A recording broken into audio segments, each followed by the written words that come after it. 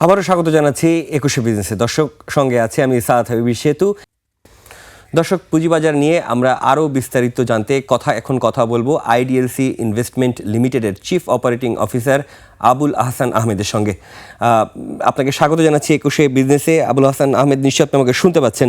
আপনার কাছে শুরুতেই জানতে চাই যে সেই খবরটি হচ্ছে এই গত কয়েকদিন ধরেই আমরা এক ধরনের পুঁজিবাজারে যে খুব বেশি ভালো অবস্থা সেটা দেখতে পাচ্ছি না। এই মুহূর্তে এই সপ্তাহটা আপনি কেমন দেখলেন আর কি, এই যে যতটুকু গেল? ধন্যবাদ আপনাকে। এই সপ্তাহটা মোটামুটি স্টেডি গেছে। আপনারা দেখেছেন যে ইন্ডেক্সে খুব বেশি উত্থান কিংবা পতন কোনোটাই পরিলক্ষিত হয় নাই। এটা ভ্যালিড রিজনও আছে। আপনি জানেন যে আমাদের আসন্ন জাতীয় নির্বাচন অত্যন্ত সন্নিকটে, এবং জাতীয় নির্বাচন যে কোনো দেশের জাতীয় নির্বাচনের আগেই মার্কেট একটু শেকি থাকে, একটা ওয়েট এন্ড সি এরকম একটা অ্যাপ্রোচে থাকে। আমরা ইউএস ইলেকশনের সময় দেখেছি ডাউ জোন্স এবং এসএমপির একটা পতন দেখেছি। আমরা ইন্ডিয়ার ইলেকশন 2024 ইলেকশন আমরা দেখেছি যে সেন্সেক্স এর একটা বড় পতন ছিল, প্রায় 6% একটা পতন ছিল। তো এরকম এটা একটা স্বাভাবিক ঘটনা যে কোনো ইলেকশনের আগে মার্কেট একটু শেকি থাকে, ইনভেস্টররা একটু ওয়েট এন্ড সি এই অ্যাপ্রোচে থাকেন।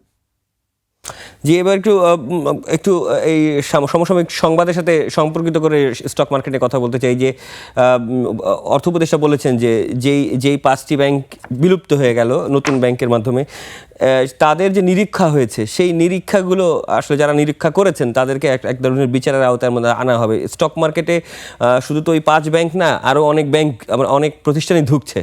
সার্বিকভাবে স্টক মার্কেটে যেই অবস্থান সেটা আসলে মানুষের সামনে তুলে ধরা বা বিনিয়োগকারীদের তুলে ধরার জন্য একটা নিরীক্ষা কি, মানে শুধুমাত্র যারা অপরাধ করেছে ওইভাবে না করে একটা সার্বিক নিরীক্ষা প্রয়োজন কিনা? না, এটা অবশ্যই আপনি যেটা বলেছেন, যেটা যথার্থই বলেছেন যে এই নিরীক্ষা প্রতিবেদনের বেসিস করে কিন্তু আমাদের বিনিয়োগকারীরা বিনিয়োগ করেন। তো আপনারা জানেন যে ফাইন্যান্সিয়াল রিপোর্টিং অ্যাক্ট আমাদের বিসেক কর্তৃক অনুমোদিত আছে, সেটা আসলে যথাযথ প্রয়োগ সেটা হচ্ছে না। যেটা সবসময় আমরা বলেছি যে আমাদের আইন কিন্তু আছে, আইনের সঠিক প্রয়োগ নাই। সো যেই নিরীক্ষকরা ডিলিস্টেড হওয়ার পরও মানে তারা দেখছে যে এটা উইক ব্যাংক এবং সেই ব্যাংকের তারা প্রফিটের কথা বলছে যে এদের নেট প্রফিট আছে, সার্বিকভাবে তারা মূল্যায়ন করেনি কোন অ্যাসেটের কি প্রকৃত অবস্থানটা কি, কোনটা ব্যাড ডেটের অবস্থা কি, প্রভিশনের অবস্থা কি, কিংবা ফিক্সাস যে রিসিভেবল বা অ্যাসেট যেগুলো রয়েছে সেগুলোর অবস্থা কি, সেগুলোর প্রকৃত অবস্থা বিনিয়োগকারীদের জানা উচিত ছিল। সেই জিনিসগুলো তারা সঠিকভাবে জানায় নাই, অর্থাৎ তাদের দায়িত্ব পালন করেন নাই। আমি মনে করি যারা এই কর্মকাণ্ডে জড়িত ছিলেন বিনিয়োগকারীদের সুর মিলিয়ে বলবো অবশ্যই তাদেরকে বিচারের আওতায় আনা উচিত। জি, এবার একটু আপনার কাছে যেতে চাই যে আইডিএলসি খুব ভালো প্রতিষ্ঠান হিসেবে আমরা জানি, কিন্তু আমি বলছি যে এই মুহূর্তে যারা শেয়ার মার্কেটে বিনিয়োগকারীরা রয়েছেন, আপনার প্রতিষ্ঠানের বাইরেও যারা প্রতিষ্ঠানগুলো রয়েছে, তাদের আপনি বলছিলেন যে বিনিয়োগকারীদের আসলে জানার রাইট আছে যে ওই প্রতিষ্ঠানের তথ্য কি।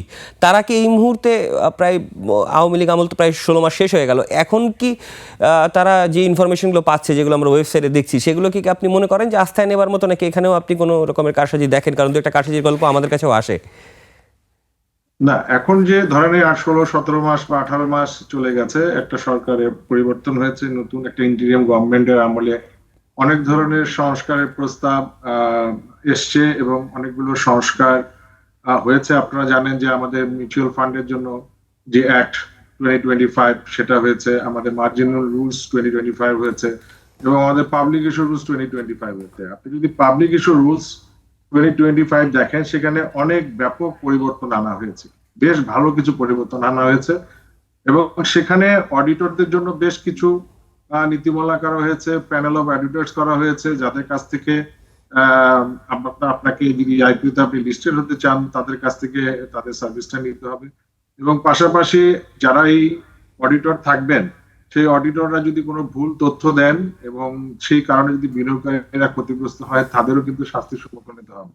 অর্থাৎ proper due diligence issue manager থেকে শুরু করে ইস্যুয়ার এবং অডিটর যারা এই প্রসেসে থাকবেন সবাইকেই তাদের নিজ নিজ যে দায়িত্বগুলো আছে সেই দায়িত্বগুলো পালন করতে হবে, যাতে করে প্রকৃত অবস্থাটা তুলে ধরতে হবে।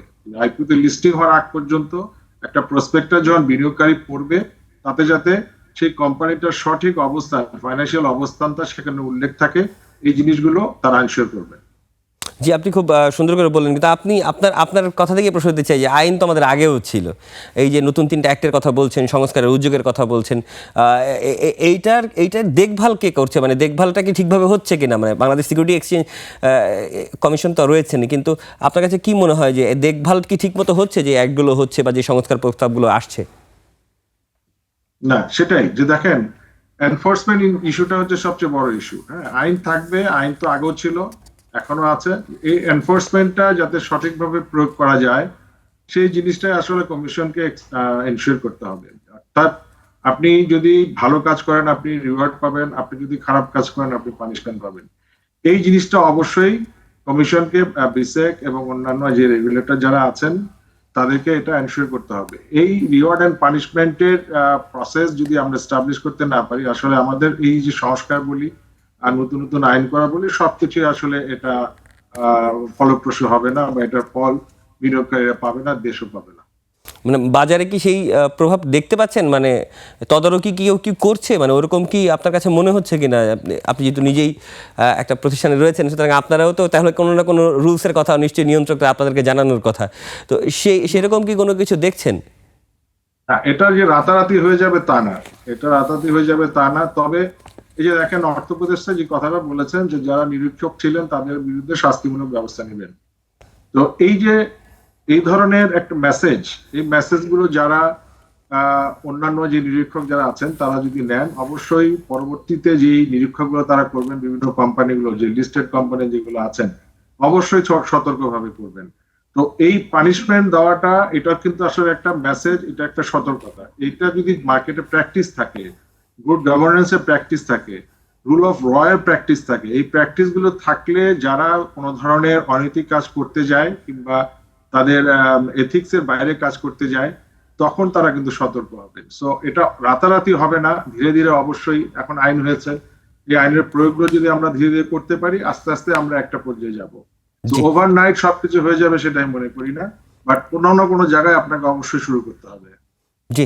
এবার একটু জানতে চাই, অনেকগুলো প্রবলেম নিয়ে কথা বললাম, সুতরাং এই সময়ে এসে একজন বিনিয়োগকারী যিনি চিন্তা করছেন শেয়ার বাজারে বিনিয়োগ করবেন, তার জন্য আপনি কি চ্যালেঞ্জ দেখছেন? না, তার জন্য অবশ্যই প্রথম কথা হচ্ছে এখন একটা ইলেকশনের সময়, যেটা আমি প্রথমেই বলেছি যে এই সময়টা আমাদের বিনিয়োগের একটা ওয়েট অ্যান্ড সি একটা অ্যাপ্রোচে থাকেন। তো যদি কোনো বিনিয়োগকারী নতুন হয়ে থাকেন বা যিনি নতুন ভাবে ইনভেস্ট করার চিন্তা ভাবনা করছেন, অবশ্যই অনেক স্টক গুলো আছে যেগুলো যেগুলো ফান্ডামেন্টালি পারফর্ম করে স্টক, বিভিন্ন স্টক সেক্টরের স্টক যেগুলো ভালো ব্যবসা করেছে, সেগুলো হয়তো অনেক কম দামে পাওয়া যাচ্ছে, সেই স্টক গুলো নিতে পারেন। আর আপনি যদি মনে করেন না আমি আসলে পরিস্থিতি কি হয়, কারণ ইলেকশনের পরে যে আমাদের দেশে একটা প্র্যাকটিস আছে, আমরা একটা চর্চা দেখেছি যে একদল জয়ী হয়, আরেকজন যখন হেরে যায় তারা সেই নির্বাচনটাকে বর্জন করে বা বিভিন্ন ধরনের ক্যাবেটিক সিচুয়েশন ক্রিয়েট করে। সো ইলেকশন পরবর্তী পর্যায়ে পর্যন্ত, পোস্ট ইলেকশন ইম্প্যাক্ট যেটা, সেই ইম্প্যাক্টটা পর্যন্ত আসলে যারা একটু ফ্রি থাকতে চায় তাদেরকে একটু ধৈর্য ধরে দেখতে হবে, অবলম্বন করতে হবে সতর্কতার সাথে। আর যারা আছে এই মুহূর্তে বাজারে, তারা কি করবেন? যারা আছেন তাদের জন্য একই, যে আপনি হয়তো অনেক আপনার যে কোনো স্টকে যদি অনেক লস থাকে এবং সেটা যদি ফান্ডামেন্টাল ভ্যালু থাকে, সেই কোম্পানিটা যদি ভ্যালু থাকে, আপনি যদি মনে করেন যে কোম্পানিটা ভালো ব্যবসা করছে কিন্তু মার্কেটে যেহেতু ভলিউম হচ্ছে না এই কারণে প্রাইস আপ হচ্ছে না, তাহলে সেক্ষেত্রে আপনাকে অবশ্যই একটু ওয়েট করতে হবে। আপনার আপনার যে রিস্ক দেওয়ার ক্ষমতা, সেই ক্ষমতার উপর বেসিস করে তখন আপনাকে ডিসিশন নিতে হবে যে আপনি সেটা ধরে রাখবেন নাকি সেল করে দিবেন। আর পাশাপাশি যেটা বললাম, যে যদি আপনি মনে করেন যে আপনার কিছু কিছু স্টক যেগুলো আন্ডার ভ্যালুড আছে, সেখানেও আপনি ছোট ছোট পজিশন নিতে পারেন, ধীরে ধীরে কিছু পজিশন নিতে পারেন। সো দ্যাট ইলেকশনের পরে যদি একটা সুন্দর একটা সরকার আমরা পাই, একটা সুন্দর পরিবেশ আমরা পাই, তাহলে অবশ্যই এখান থেকে মার্কেট অনেক দূর যাবে। আপনার কথাগুলো আমার খুব ভালো লাগছিল, কিন্তু অনেকগুলো যদি কিন্তু তবে রয়েছে আমার কাছে মনে হচ্ছে, মানে খুব বেশি নির্বাচনকে আপনি নিজেই বলছিলেন যদি নির্বাচনের পরে আবার কোনো ধরনের রাজনৈতিক সংকট হয়, আপনি কি আশাবাদী যে পরের সরকারটা অন্ততপক্ষে যেহেতু ব্যবসা বাণিজ্য করছেন?